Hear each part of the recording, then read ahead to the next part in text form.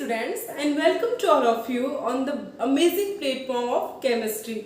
तो स्टूडेंट्स जैसा कि हमने ये तो देख लिया कि चेन एंड पोजीशन आइसोमेरिज्म क्या होती है और इसकी क्वेश्चन को हम कैसे सॉल्व कर सकते हैं, और इसी के साथ हमने कुछ प्रीवियस क्वेश्चन को सॉल्व भी कर लिया।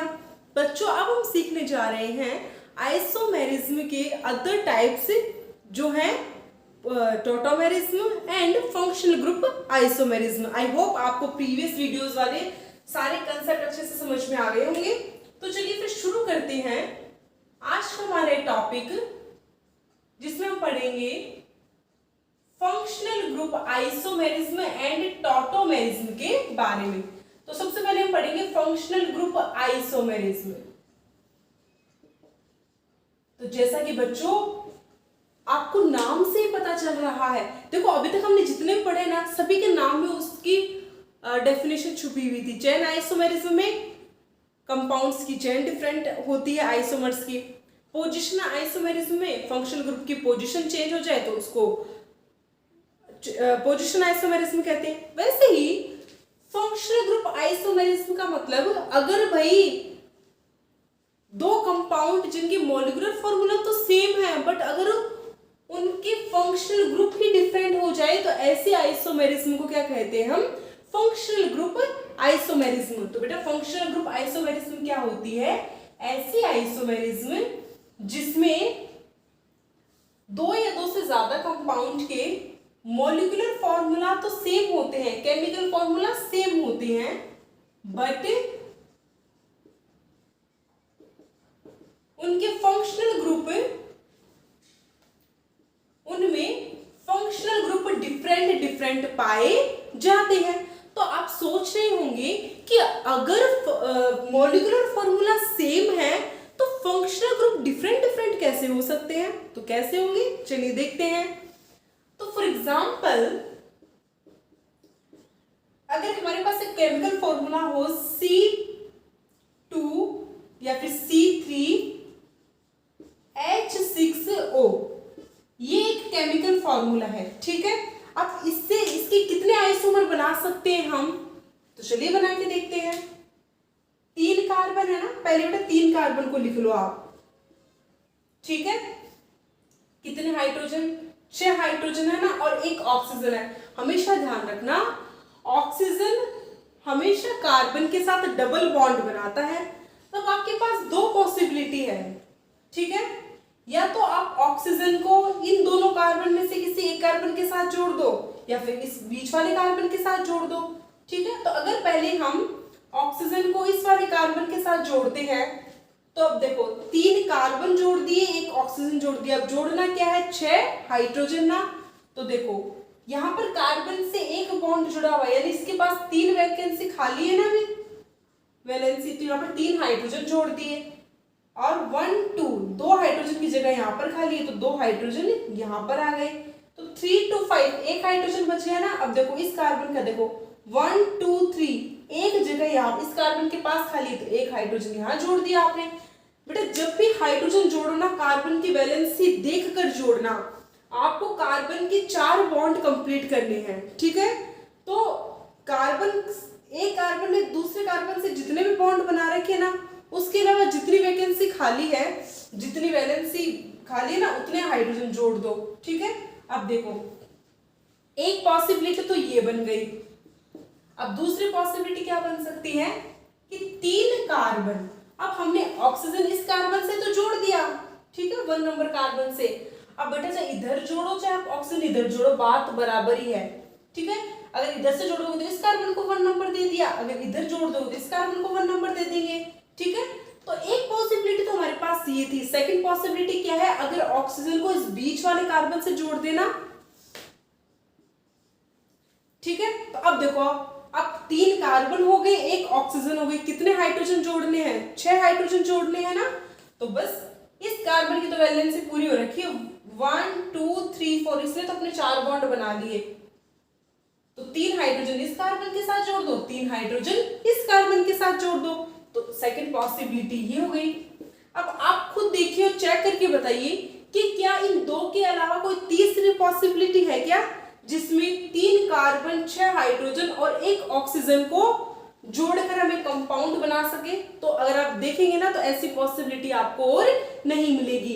इस केमिकल फॉर्मूले से हम सिर्फ 2 ही आइसोमर बना सकते हैं, जो कि हमने बना लिए। ठीक है, अब देखो, अगर किसी भी कंपाउंड में आपको C double bond OH group मिल जाए ना, तो बेटा ये होता है एल्डिहाइड ग्रुप। कौन सा ग्रुप होता है ये? Aldehyde group. तो एक तो हमें क्या मिल गया? एल्डिहाइड मिल गया, ये तो एल्डिहाइड हो गया। अब देखो इसका नाम क्या होगा? हमेशा ध्यान रखना, जब भी हम फंक्शनल ग्रुप की नेमिंग करते हैं ना, तो हमेशा फंक्शनल ग्रुप वाले कार्बन को भी काउंट करते हैं। नंबरिंग हमेशा वहां से करते हैं जहां से कोई फंक्शनल ग्रुप जुड़ा हुआ हो। तो 1 2 3, अब इसका नाम क्या हो जाएगा? 3 कार्बन की चेन है ना, तो 3 कार्बन के लिए हम यूज में लेते हैं प्रोपेन। ठीक है, और एल्डिहाइड के लिए हम यूज में लेते हैं एल। एल्डिहाइड के लिए क्या सफिक्स यूज में लिया जाता है? एल। तो इसका नाम हो जाएगा propanal. Propane plus al, propanal. ठीक है, और अगर किसी कंपाउंड में आपको C double bond O group मिल जाए ना, ठीक है ना, एक तरफ तो C double bond O group है और उसके दोनों तरफ कोई भी एल्काइल ग्रुप हो सकते हैं, तो C डबल बॉन्ड O, इस ग्रुप को हम बोलते हैं कीटो ग्रुप, यानी ये हो गया कीटोन। इसे बोलते हैं एल्डिहाइड, इसे बोलते हैं कीटोन। एल्डिहाइड और कीटोन 2 फंक्शनल ग्रुप होते हैं। अब देखो इसका नाम कैसे लिखेंगे? तो वही 3 कार्बन की चेन है। हमेशा ध्यान रखना, जब आप फंक्शनल ग्रुप का नॉमेनक्लेचर करो ना, तो फंक्शनल ग्रुप का नाम हमेशा लास्ट में लिखा जाता है। और कीटोन फंक्शनल ग्रुप है, इसके लिए सफिक्स क्या यूज में लेंगे हम? ऑन। ठीक है, तो 3 कार्बन के लिए प्रोपेन, तो प्रोपेन प्लस ऑन, प्रोपेनॉन। इसका नाम हो जाएगा प्रोपेनॉन। बिकॉज एल्डिहाइड और कीटोन 2 फंक्शनल ग्रुप है। ठीक है, तो दोनों का chemical formula, that means molecular formula same है, बट दोनों में फंक्शनल ग्रुप डिफरेंट प्रेजेंट है। एक में एल्डिहाइड फंक्शनल ग्रुप है और दूसरे कंपाउंड में कीटोन फंक्शनल ग्रुप है।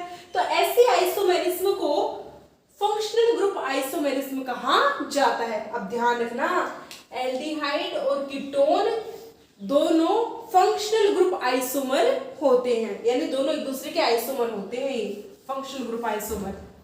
ऐसे ही अनदर एग्जांपल ले तो C2H6O। ठीक है, अब आपको इसके 2 आइसोमर बनाने हैं, 2 या फिर जितने भी बने आपको बनाने हैं। तो बेटा सबसे पहले हमेशा ध्यान रखो, पहले कार्बन को एडजस्ट करो। कितने कार्बन हैं? 2 कार्बन हैं, CH3 CH2। ये तो हमने कार्बन और हाइड्रोजन बना दी, 2 कार्बन 5 हाइड्रोजन। अब क्या बच गया? 1 ऑक्सीजन 1 हाइड्रोजन बच गया ना, तो ये लो 1 ऑक्सीजन 1 हाइड्रोजन। अब ये क्या बन गया? ध्यान रखना, अगर किसी कंपाउंड में OH फंक्शनल ग्रुप प्रेजेंट हो ना, तो इसको बोलते हैं एल्कोहल। ये बन गया एल्कोहल। ठीक है, एक तो ये आइसोमर बन गया। सेकंड आइसोमर क्या बन सकता है? देखो आपके पास 2 पॉसिबिलिटी थी कि 1 ऑक्सीजन को या तो आप इस वाले कार्बन से जोड़ दो, या फिर सेकंड पॉसिबिलिटी एक ही बची वो आपके पास, इन दोनों कार्बन के बीच में जोड़ दो। तो अगर ऑक्सीजन को इन दोनों कार्बन के बीच में जोड़ दिया जाए ना, तो ये बन गया CH3OCH3। इस ग्रुप को बोलते हैं बेटा ईथर। क्या बोलते हैं? ईथर। ROR को ईथर कहा जाता है। ईथर और अल्कोहल दोनों ही फंक्शनल ग्रुप होते हैं, बिकॉज दोनों के मॉलिक्यूलर फॉर्मूला तो सेम है, बट दोनों में फंक्शनल ग्रुप डिफरेंट है, इसीलिए इन्हें फंक्शनल ग्रुप आइसोमर कहा जाता है। ठीक है, क्लियर है यहां तक? तो हमने क्या क्या देखा कि एल्डिहाइड और कीटोन ये दोनों फंक्शनल ग्रुप आइसोमर होते हैं एक दूसरे के। अल्कोहल और ईथर एक दूसरे के फंक्शनल ग्रुप आइसोमर होते हैं, और ये फंक्शनल ग्रुप आइसोमेरिज्म शो करते हैं। देखिए अब अनदर एग्जांपल देखते हैं, जैसे for example CH3 C triple bond N and CH3 N triple bond C। तो जैसा कि आप देख सकते हैं, इन दोनों कंपाउंड के मॉलिक्यूलर फॉर्मूला सेम है। दोनों में ही 2 कार्बन है, 1 नाइट्रोजन नाइट्रोजन है और 3 हाइड्रोजन है, ठीक है। तो आपको देखने में ये दोनों सेम लग रहे हैं, ठीक है ना, क्योंकि मॉलिक्यूलर फॉर्मूला दोनों के सेम है, बट दोनों में डिफरेंस क्या है, दोनों में डिफरेंस है फंक्शनल ग्रुप का। हमेशा ध्यान रखना, C ट्रिपल बॉन्ड N को तो बोला जाता है साइनाइड, ये तो साइनाइड फंक्शनल ग्रुप है, और N ट्रिपल बॉन्ड C को बोला जाता है आइसोसाइनाइड। अब देखो दोनों में डिफरेंस क्या है, अगर साइनाइड में कोई भी ग्रुप कार्बन से जुड़ा हुआ हो ना तो उसको तो बोलते हैं सिंपल नॉर्मल साइनाइड, बट अगर C ट्रिपल बॉन्ड N में कोई ग्रुप नाइट्रोजन से जुड़ा हुआ हो, यानी नाइट्रोजन से कोई बॉन्ड बना रखा हो ना किसी ग्रुप ने, तो उसे बोलते हैं आइसोसाइनाइड। अब देखो दोनों की मॉलिक्यूलर फॉर्मूला सेम, दोनों में क्या है, मॉलिक्यूलर फॉर्मूला सेम है ना, केमिकल फॉर्मूला, बट दोनों में फंक्शनल ग्रुप डिफरेंट है, एक में साइनाइड फंक्शनल ग्रुप और एक में आइसोसाइनाइड, तो इसे फंक्शनल ग्रुप आइसोमर कहते हैं। इसके अलावा और एग्जांपल, जैसे एसिड, ये क्या है, अगर आपको कहीं पर भी C double bond OH group दिख जाए ना तो इसका मतलब वो क्या होगा, एसिड होगा। एसिड का जनरल फॉर्मूला क्या होता है, C डबल बॉन्ड OH। इस ग्रुप को एसिडिक ग्रुप कहा जाता है। अब बिकॉज इससे एक CH3 ग्रुप जुड़ा हुआ है, टोटल कितने कार्बन है, 2 कार्बन है ना, तो इसका नाम हो जाएगा एथेनोइक एसिड, ठीक है। मैंने कहा था अगर फंक्शनल ग्रुप का नाम कर रहे हो ना नोमेनक्लेचर, तो फंक्शनल ग्रुप वाले कार्बन को भी आपको इसमें काउंट करना है। तो 2 कार्बन हो गए टोटल, 2 कार्बन के लिए इथेन, प्लस एसिड ग्रुप के लिए हम सफिक्स यूज में लेते हैं ओइक, तो ethane plus oic ethanoic acid, इसका पूरा नाम होगा एथेनोइक एसिड। अब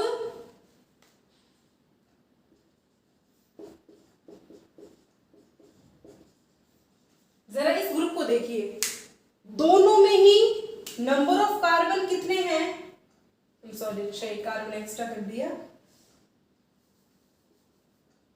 हाँ। अब देखिए दोनों में नंबर ऑफ कार्बन कितने हैं, 2, नंबर ऑफ हाइड्रोजन कितने हैं, 3 and 4, इधर 3 and 4, और ऑक्सीजन कितने हैं, 2 है ना। तो दोनों कंपाउंड के मॉलिक्यूलर फॉर्मूला तो सेम है, बट दोनों में डिफरेंस क्या आ गया, एक कंपाउंड में तो फंक्शनल ग्रुप एसिड है, जबकि दूसरे में, अब देखो यहां पर ध्यान देना, अगर आपको कहीं पर भी C डबल बॉन्ड OO ये वाला ग्रुप दिख जाए ना तो इसे बोलते हैं एस्टर। ये कौन सा ग्रुप होता है, एस्टर ग्रुप होता है ना। तो एक तरफ फंक्शनल ग्रुप एसिड है, एक तरफ फंक्शनल ग्रुप एस्टर है, तो ऐसा आइसोमर या फिर ऐसी आइसोमेरिज्म जिसमें 2 आइसोमर्स के, 2 कंपाउंड के मॉलिक्यूलर फॉर्मूले तो सेम होते हैं, बट उनमें फंक्शनल ग्रुप डिफरेंट पाए जाते हैं, ऐसे आइसोमर को फंक्शनल ग्रुप आइसोमर कहा जाता है, और इस फिनोमिना को फंक्शनल ग्रुप आइसोमेरिज्म कहा जाता है। तो बच्चों आपको यहाँ पर क्वेश्चन समझ में आ गया होगा। अब देखो इसी से रिलेटेड क्वेश्चन आता है, और प्रीवियस ईयर क्वेश्चन में आया हुआ भी है, ये नीट और जेईई में क्वेश्चन आया हुआ भी है कि the functional group isomer of monocarboxylic acid is, option दिया था ester, amide, ether, fourth option था एल्कोहल।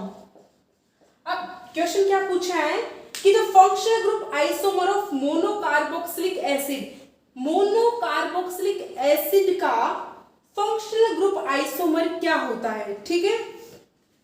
मोनोकार्बोक्सिलिक यानी जिसमें एक ही कार्बन हो, यानी सिंपल COOH, इसके बारे में बात की है, ठीक है।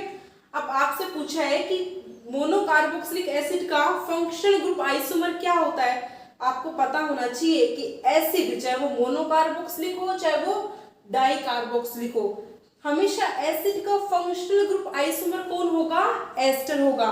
तो यहाँ पर कौन सा ऑप्शन करेक्ट होगा, ऑप्शन नंबर 1, ठीक है। अगर यहाँ पर क्वेश्चन आ जाता कि the functional group isomer of aldehyde is, तो एल्डिहाइड का फंक्शनल ग्रुप आइसोमर कौन होता है? कीटोन, ठीक है। साइनाइड का फंक्शनल ग्रुप आइसोमर आइसोसाइनाइड होता है। अल्कोहल का फंक्शनल ग्रुप आइसोमर ईथर होता है और एसिड का फंक्शनल ग्रुप आइसोमर एस्टर होता है। बेटा फंक्शनल ग्रुप आइसोमर का मतलब कि दो कंपाउंड मॉलिक्यूलर फॉर्मूला सेम होने के बावजूद दोनों में डिफरेंट फंक्शनल ग्रुप प्रेजेंट होते हैं, ठीक है। तो ये क्वेश्चन आप इजीली कर सकते हो यहाँ पर, ठीक है। अब देखते हैं हम, आई होप आपको फंक्शनल ग्रुप आइसोमेरिज्म समझ में आ गई। अब हम देखते हैं टोटोमेरिज्म, ये बहुत ज्यादा इंपॉर्टेंट है, तो आपको बहुत ही ज्यादा ध्यान से इस कंसेप्ट को समझना है। देखो बेटा, टोटोमेरिज्म किसे कहते हैं? ऐसे आइसोमेरिज्म जिसमें दो कंपाउंड के मॉलिक्यूलर फॉर्मूलाज तो सेम होते हैं। आप ये चीज तो माइंड में सेट कर लो कि जितने भी आइसोमर होंगे ना उनके मॉलिक्यूलर फॉर्मूले तो क्या होंगे? सेम होंगे, ठीक है। तो ऐसे आइसोमेरिज्म जिसमें दो कंपाउंड के मॉलिक्यूलर फॉर्मूला तो सेम होते हैं but they convert into each other, but वो एक दूसरे में इंटर कन्वर्ट होते रहते हैं, इंटर कन्वर्ट हो सकते हैं। किस वजह से? ड्यू टू डीलोकेलाइजेशन और ट्रांसफर ऑफ हाइड्रोजन, हाइड्रोजन के एक एटम से दूसरे एटम पर ट्रांसफर होने की वजह से। तो ऐसे आइसोमर को तो टोटोमर कहा जाता है और इस आइसोमेरिज्म को टोटो आइसोमेरिज्म कहा जाता है, जिसे हम शॉर्ट में टोटोमेरिज्म कहते हैं। तो बेटा फिर से सुन लो, टोटोमेरिज्म एक ऐसी आइसोमेरिज्म है जिसमें दो कंपाउंड के मॉलिक्यूलर फॉर्मूला तो सेम होते हैं बट दोनों कंपाउंड एक दूसरे में इंटरकन्वर्ट होते रहते हैं। इन दो कंपाउंड में इंटरकन्वर्जन हाइड्रोजन के ट्रांसफर के कारण पाया जाता है, ठीक है। जैसे फॉर एग्जांपल, अब बात पहले ही आती है कि कंडीशन क्या है, कौन से कंपाउंड है जो टोटोमेरिज्म शो करेंगे। तो कंडीशन क्या है कि किसी भी कंपाउंड में कम से कम 3 एटम होने चाहिए। यहां पर ए, बी और सी, ये 3 क्या है? एनी एटम, कोई एटम है, ठीक है। तो कंडीशन क्या है टोटोमेरिज्म के लिए कि किसी कंपाउंड के पास कम से कम, ज्यादा भी हो सकते हैं 3 से, पर कम से कम 3 एटम होने चाहिए, जहां ए बी सी कोई भी एटम हो सकता है। और ए जो है ना वो क्या होना चाहिए? कोई कार्बन होना चाहिए। ए क्या होना चाहिए? कोई कार्बन होना चाहिए जो कि sp3 हाइब्रिडाइज्ड होना चाहिए। कैसा होना चाहिए? sp3 हाइब्रिडाइज्ड होना चाहिए। sp3 का मतलब है कि इसके पास 4 सिंगल बॉन्ड होने चाहिए और इस कार्बन से कम एक हाइड्रोजन अटैच होना चाहिए। एक से ज्यादा भी हो सकता है पर कम से कम एक हाइड्रोजन होना ही चाहिए, ठीक है। और इस कार्बन के पास वाले एटम पर डबल बॉन्ड होना चाहिए, ठीक है। तो अगर ये कंडीशन आपको दिख जाए, और एक बात और कि जो लास्ट वाला एटम है ना उसकी इलेक्ट्रोनेगेटिविटी यानी सी की इलेक्ट्रोनेगेटिविटी बी से ज्यादा होनी चाहिए। तो अगर आपको ये कंडीशन कहीं पर दिख जाए इसका मतलब उस कंपाउंड में टोटो आइसोमेरिज्म प्रेजेंट होगी। कंडीशन क्या है? ध्यान से सुनिए, किसी कंपाउंड में कम से कम 3 एटम होने चाहिए जिनमें से पहला एटम कार्बन होना चाहिए जिसका हाइब्रिडाइजेशन sp3 होना चाहिए। दैट मीन्स उससे 4 सिग्मा बॉन्ड जुड़े हुए होने चाहिए जहां पर एक हाइड्रोजन, कम से कम एक हाइड्रोजन तो प्रेजेंट होना ही चाहिए। उस कार्बन के जस्ट पास वाले एटम के बीच में डबल बॉन्ड होना चाहिए और C यानी यहाँ वाला जो एटम है ना उसकी इलेक्ट्रोनेगेटिविटी B वाले एटम की इलेक्ट्रोनेगेटिविटी से ज्यादा होनी चाहिए। तो अगर किसी कंपाउंड के पास ये कंडीशन है तो कंपाउंड टोटोमेरिज्म शो करेगा। जैसे फॉर एग्जांपल अब देखो बेटा यहाँ पर जरूरी नहीं 3 ही हो, आगे 4 भी हो सकते हैं, ठीक है ना। देखो जैसे आगे 4 भी हो सकते हैं, ये बस कंडीशन ये है कि डबल बॉन्ड में जो लास्ट वाला एटम है ना उसकी इलेक्ट्रोनेगेटिविटी पहले वाले से ज्यादा होनी चाहिए, बाकी ये शो करेंगे टोटोमेरिज्म। जैसे एग्जांपल है CH3 C double bond O CH3, ठीक है, या फिर सिंपल हाइड्रोजन। अब ध्यान से देखना, पहले तो चेक करो कि ये क्या है, एल्डिहाइड है ना, C double bond OH group, ये एल्डिहाइड ग्रुप होता है। पहले तो चेक करो ये टोटोमेरिज्म शो करेगा क्या। चलिए चेक करते हैं। 3 एटम है क्या, 1 2 3, 3 एटम है। पहला एटम कार्बन है क्या, बिल्कुल कार्बन है। sp3 हाइब्रिडाइज्ड है क्या, बिल्कुल sp3 हाइब्रिडाइज्ड है। sp3 का मतलब सिंगल बॉन्ड है सारे इसके पास, है ना। और हाइड्रोजन है क्या इसके पास, कम से कम एक तो है भाई इसके पास, तो एक नहीं 3 हाइड्रोजन है, तो हाइड्रोजन भी है इसके पास। और इस कार्बन के जस्ट पास वाले एटम्स के बीच में डबल बॉन्ड है, बिल्कुल डबल बॉन्ड है। और क्या जो लास्ट वाला आइटम है ना C, उसकी इलेक्ट्रोनेगेटिविटी B से ज्यादा है, तो बिल्कुल हम जानते हैं कि ऑक्सीजन की इलेक्ट्रोनेगेटिविटी कार्बन से ज्यादा होती है। तो जब तीनों कंडीशन यहाँ प्रेजेंट है इसका मतलब ये टोटोमेरिज्म शो करेगा। तो टोटोमेरिज्म शो कैसे करता है कि देखो कि इस एटम के पास, इस कार्बन के पास जो हाइड्रोजन होता है ना वो अपना हाइड्रोजन यहां दे देता है, मतलब इस अपने हाइड्रोजन के इलेक्ट्रॉन इस बॉन्ड को दे देता है, यहाँ से डबल बॉन्ड उठकर इस कार्बन पर आ जाता है। बेटा ऐसा क्यों हो रहा है, क्योंकि कार्बन इसकी इस एटम की इलेक्ट्रोनेगेटिविटी B से ज्यादा है ना, तो ये C क्या करेगा, B से इलेक्ट्रॉन खींचेगा, तो B के पास इलेक्ट्रॉन की कमी होने लगेगी ना।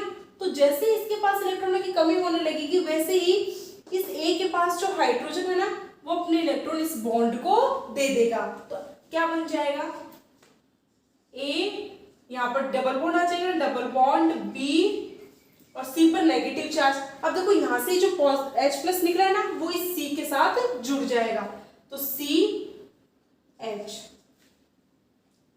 दोनों के मॉलिक्यूलर फॉर्मूला सेम है, बट फर्क क्या है कि दोनों कंपाउंड क्या हो गए, एक दूसरे में इंटर कन्वर्ट हो गए, इसीलिए तो इसे टोटोमेरिज्म कहा जाता है। अब देखो यहाँ पर कैसे होगा, ये हाइड्रोजन अपने बॉन्ड के इलेक्ट्रॉन इसका यहां दे देगा और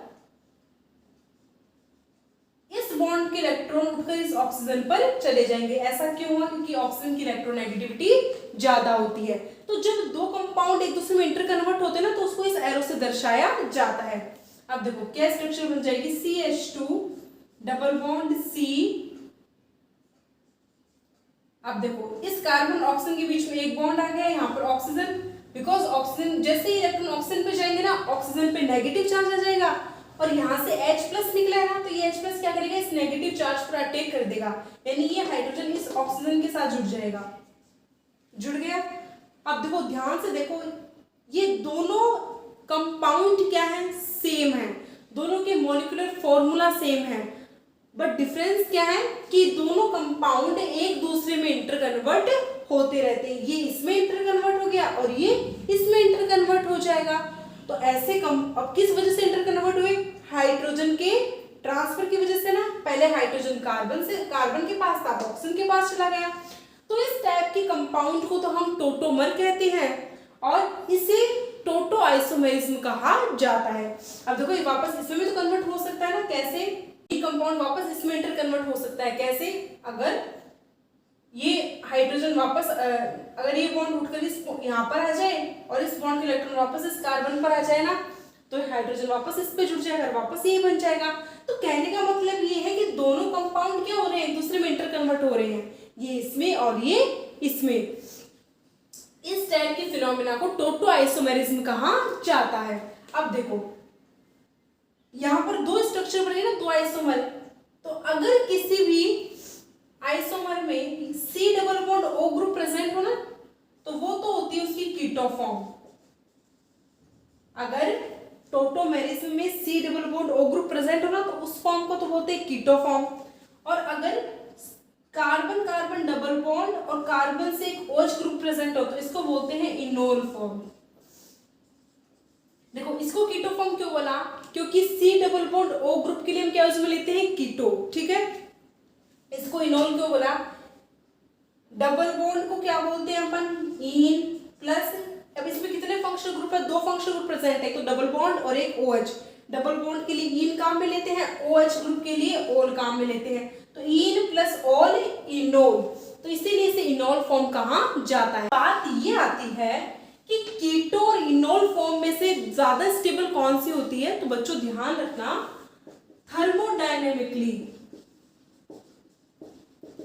थर्मोडायनेमिकली जो कीटो फॉर्म होती है ना, यानी जनरली कीटो फॉर्म ज्यादा स्टेबल होती है इनोल फॉर्म से, ठीक है ना। जनरली क्या होता है कि कीटो फॉर्म ज्यादा स्टेबल होती है इनोल फॉर्म से। ऐसा हमेशा हो ये जरूरी नहीं है, बट अगर कोई आउटर ड्राइविंग फोर्स हो ना, यानी किसी बाहरी फोर्स की वजह से, अगर कोई बाहरी ड्राइविंग फोर्स आ जाए ना, तो उस वजह से इनोल फॉर्म ज्यादा स्टेबल हो जाती है कंपेयर टू कीटोन फॉर्म। अब आप बोलेंगे कि भाई ड्राइविंग फोर्स ऐसा कौन सा फोर्स है जिसकी वजह से इनोल फॉर्म ज्यादा स्टेबल हो जाएगी कीटो फॉर्म से, तो फॉर एग्जांपल जैसे कि CH3 C double bond O, यहां लगा देती हूँ, C double bond O, CH2 C double bond O CH3, ठीक है। यहां पर ये क्या है, एक कंपाउंड बना दिया मैंने। अब आप देख सकते हैं, पहले तो चेक करो कि क्या ये टोटोमेरिज्म शो करेगा। तो जैसा कि आप देख सकते हैं कि पहला एटम कार्बन है, sp3 हाइब्रिडाइजेशन है, उससे एक हाइड्रोजन जुड़ा हुआ है, दूसरे कार्बन से डबल बॉन्ड जुड़ा हुआ है, और एक ऐसा एटम जुड़ा हुआ है डबल बॉन्ड से जिसकी इलेक्ट्रोनेगेटिविटी इस कार्बन से ज्यादा है। तो ऐसी कंडीशन है तो ऑब्वियस बात है कि ये टोटोमेरिज्म शो करेगा। अब देखो यहां पर बात ये आती है कि ये वाला हाइड्रोजन टोटोमेरिज्म शो करेगा या फिर इधर वाला, क्योंकि ये भी तो sp3 हाइब्रिडाइज्ड है ना, तो यहाँ पर भी वही कंडीशन है, sp3 कार्बन, एक हाइड्रोजन और पास वाले कार्बन पर डबल बॉन्ड है, सेम कंडीशन है, ये भी कर सकता है। पर चलो ये कार्बन और ये कार्बन तो सेम है, ठीक है। अब बात ये आती है कि इन कार्बन में से और इस कार्बन में से कौन सा मतलब कार्बन टोटोमेरिज्म शो करेगा। कंडीशन दोनों ही है, दोनों ही कर सकते हैं, पर मोस्ट प्रिफरेबल कंडीशन कौन सी है, इसके लिए बेटा हमेशा ध्यान रखना, हमेशा वो हाइड्रोजन अपने इलेक्ट्रॉन बॉन्ड को देके जाएगा जो ज्यादा एसिडिक होगा, ठीक है। अब ज्यादा एसिडिक कैसे पता लगाएंगे, अगर किसी हाइड्रोजन के पास ज्यादा इलेक्ट्रॉन विड्रॉइंग ग्रुप जुड़े हुए हो ना, ध्यान रखना, अगर किसी एटम से कोई इलेक्ट्रॉन विड्रॉइंग ग्रुप जुड़े हुए हैं तो उस एटम का जो हाइड्रोजन होगा ना, वो क्या होगा, मोर एसिडिक होगा। मोर एसिडिक हाइड्रोजन कौन सा हाइड्रोजन होता है, ऐसा हाइड्रोजन जिसके पास ऐसा हाइड्रोजन जिसके एटम से कोई इलेक्ट्रॉन विड्रॉइंग ग्रुप जुड़ा हुआ है, वो हाइड्रोजन क्या होगा, हमेशा मोर एसिडिक। कैसे, इलेक्ट्रॉन विड्रॉइंग ग्रुप का काम क्या है, इलेक्ट्रॉन को खींचना, तो ये इलेक्ट्रॉन विड्रॉइंग ग्रुप क्या करेगा, एटम से इलेक्ट्रॉन खींचेगा, तो इस एटम पर पॉजिटिव चार्ज आने लगेगा, तब क्या करेगा, ये हाइड्रोजन अपने बॉन्ड के इलेक्ट्रॉन यहाँ पर इस एटम को देकर H+ की फॉर्म में बाहर निकल जाएगा। तो बिकॉज ये H+ की फॉर्म में बाहर निकलता है ना, तो ऐसे कंपाउंड जो H+ आयन देते हैं उन्हें हम एसिड कहते हैं। तो ये हाइड्रोजन क्या हो गया, एसिडिक हो गया। अब देखो आप बोलोगे भी मैम ये हाइड्रोजन भी तो एसिडिक है ना, इसके पास ये इलेक्ट्रॉन विड्रॉइंग ग्रुप है, ये दोनों सेम ही है, और ये हाइड्रोजन भी एसिडिक है क्योंकि इसके पास भी क्या है, इलेक्ट्रॉन विड्रॉइंग ग्रुप प्रेजेंट है। C double bond O group कैसा होता है, इलेक्ट्रॉन विड्रॉइंग ग्रुप। पर बेटा यहाँ पर इस हाइड्रोजन से तो सिर्फ एक ही इलेक्ट्रॉन विड्रॉइंग ग्रुप जुड़ा हुआ है, इस हाइड्रोजन के तो दोनों तरफ इलेक्ट्रॉन विड्रॉइंग ग्रुप है, यानी इस हाइड्रोजन को तो ये वाला ग्रुप भी लेना चाहता है और ये वाला ग्रुप भी लेना चाहता है। तो ज्यादा एसिडिक कौन होगा, ये वाला होना, ये इजीली अपने इलेक्ट्रॉन देकर निकल जाएगा। तो अब ये इलेक्ट्रॉन इधर भी दे सकता है, इधर भी दे सकता है, किधर भी दे ले।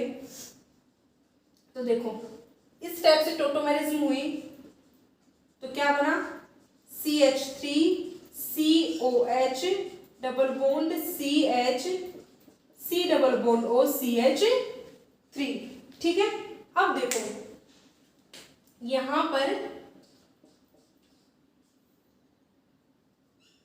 ऑक्सीजन से क्या जुड़ गया, हाइड्रोजन जुड़ गया। अब ऐसी कंडीशन हो ना कि हाइड्रोजन के आसपास कोई ऐसा एटम हो जिसकी इलेक्ट्रोनेगेटिविटी ज्यादा हो, तो याद है क्या आपको केमिकल बॉन्डिंग वाला, हाइड्रोजन बॉन्डिंग, कि अगर किसी हाइड्रोजन के आसपास कोई ऐसा एटम हो जिसकी इलेक्ट्रोनेगेटिविटी बहुत ज्यादा हो, जैसे फ्लोरीन, ऑक्सीजन, ठीक है ना, तो वो मोर इलेक्ट्रोनेगेटिव एटम है ना, वो हाइड्रोजन के साथ एक बॉन्ड बना लेता है जिसे हाइड्रोजन बॉन्डिंग कहते हैं। ठीक है, अब देखो यहां पर हाइड्रोजन बॉन्डिंग हो रही है ना, हाइड्रोजन बॉन्डिंग कब हो सकती है, जब ये वाला हाइड्रोजन टोटोमेरिज्म करे। ठीक है, तो अगर ये वाला हाइड्रोजन टोटोमेरिज्म करेगा ना तो इस ऑक्सीजन पर हाइड्रोजन जुड़ जाएगा, और ये OH और ये ऑक्सीजन दोनों पास पास में है, तो इस ऑक्सीजन और इस हाइड्रोजन के बीच में क्या हो जाएगी, हाइड्रोजन बॉन्डिंग हो जाएगी। और अगर किसी कंपाउंड में हाइड्रोजन बॉन्डिंग हो रही है ना तो वो कंपाउंड क्या है, मोर स्टेबल है। ठीक है, तो जनरली स्टेबल तो होती है टोटोफॉर्म, टोटोफॉर्म स्टेबल होती है ना, ये वाली फॉर्म स्टेबल होती है, बट अगर टोटोफॉर्म से जब इनोल फॉर्म बन रही है और अगर इनोल फॉर्म में हाइड्रोजन बॉन्डिंग हो रही है ना तो वो हाइड्रोजन बॉन्डिंग उस इनोल फॉर्म को क्या बना देगी, मोर स्टेबल बना देगी। यही रीजन है कि अगर कोई आपको एक्स्ट्रा ड्राइविंग फोर्स मिल जाए ना, जैसे कि हाइड्रोजन बॉन्डिंग है, एसिडिक आसपास कोई एसिडिक ग्रुप मिल जाए, उस कंडीशन में हमेशा इनोल फॉर्म ज्यादा स्टेबल होगा। क्वेश्चन ये है कि आपको बताना है कि इन चारों में से कौन सा कंपाउंड टोटोमेरिज्म शो करेगा। तो इसके लिए आपको वो कंडीशन चेक करनी है ना, कौन सी, कोई एटम ए जो कि मोस्टली क्या होना चाहिए, कार्बन होना चाहिए, उसके पास एक हाइड्रोजन होना चाहिए, दूसरे और तीसरे एटम के बीच में डबल बॉन्ड होना चाहिए, और तीसरे एटम की इलेक्ट्रोनेगेटिविटी B से ज्यादा होनी चाहिए। ठीक है, तो चेक कर लो कंडीशन। इसके पास कोई कार्बन है क्या, नहीं है ना, यहाँ पर ए कोई का, ये देखो ABC, ए तो क्या है, हाइड्रोजन, कंडीशन क्या है, ए क्या होना चाहिए, कार्बन होना चाहिए ना, ये तो करेगा नहीं शो। अब फिनोल पे आओ, फिनोल में आप देखो, फिनोल में तो भाई बेंजीन रिंग है, सारे कार्बन sp2 हाइब्रिडाइज्ड है, कोई भी कार्बन sp3 हाइब्रिडाइज्ड नहीं है, तो ये भी नहीं शो करेगा। यहाँ पर सारे एटम क्या है, कार्बन और हाइड्रोजन, यहाँ पर तो कोई मोर इलेक्ट्रोनेगेटिव एटम है ही नहीं, ये भी शो नहीं करेगा। बचा क्या, ये, चलो देखते हैं ये शो करता है, बिल्कुल करता है। देखो यहाँ पर ये रहा sp3 हाइब्रिडाइज्ड कार्बन, इसके पास ये B एटम, ये C की इलेक्ट्रोनेगेटिविटी B से ज्यादा है, तो इजीली क्या कर सकते हैं, टोटोमेरिज्म शो कर सकते हैं। तो इसका आंसर हो जाएगा ऑप्शन नंबर 2। तो स्टूडेंट्स इसी के साथ आप टोटोमेरिज्म की कंसेप्ट को समझ के इस पे बेस्ड जितने भी क्वेश्चन, ज्यादा टफ क्वेश्चन नहीं आते, बस इसी टाइप के आएंगे, आपको ऑप्शन दे दी जाएंगे और आपको बोलेंगे इनमें से कौन सा कंपाउंड टोटोमेरिज्म शो करेगा। आपको तो बस शॉर्ट ट्रिक पता होनी चाहिए, फिर आप इजीली आंसर बता सकते हो। तो स्टूडेंट्स इसी के साथ आज हमने functional group isomerism and tautomerism जैसा बहुत ही बेहतरीन कंसेप्ट कंप्लीट कर लिया है। सो स्टूडेंट्स अगर आपको कोई स्ट्रेटजी जाननी हो किसी एग्जाम को क्रैक करने के लिए, या फिर किसी भी चैप्टर की शॉर्ट नोट्स कैसे बनाते वो सीखना हो, या आपको किसी भी टॉपिक को के बारे में कोई भी डाउट हो, तो आप आप मुझे कमेंट सेक्शन में कमेंट करके बता सकते हैं। अगर आपने मेरे प्रीवियस वीडियोस नहीं देखे हैं तो इस वीडियो के डिस्क्रिप्शन लिंक में आपको उन वीडियोस के लिंक मिल जाएंगे, जहां पर आप प्रीवियस वीडियो को देख सकते हैं और केमिस्ट्री के जितने भी कंसेप्ट हैं उनको इजी वे में समझ सकते हैं। सो आई होप आपको आज का लेक्चर बहुत ज़्यादा पसंद आया होगा। सो अगर आपको वीडियो पसंद आया हो तो वीडियो को लाइक कीजिएगा, ज़्यादा से ज़्यादा स्टूडेंट्स तक शेयर कीजिएगा और चैनल को सब्सक्राइब करना मत भूलिएगा। और स्टूडेंट्स सेम टाइम पर मतलब डेली आपको केमिस्ट्री के हर टॉपिक का एक पर्टिकुलर वीडियो यहाँ पर मिलेगा। इस प्लेटफॉर्म्स पर आकर आप अपनी जेईई की, नीट की और केमिस्ट्री बेस्ड किसी भी कंपटीशन एग्जाम की तैयारी एकदम अच्छे से कर सकते हैं।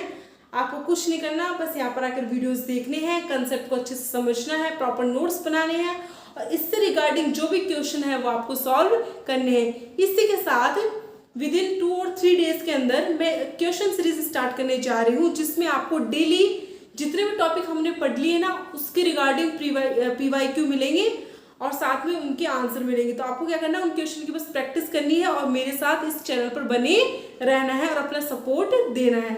सो इसी के साथ thanks to all of you for watching my video. So thanks you so much.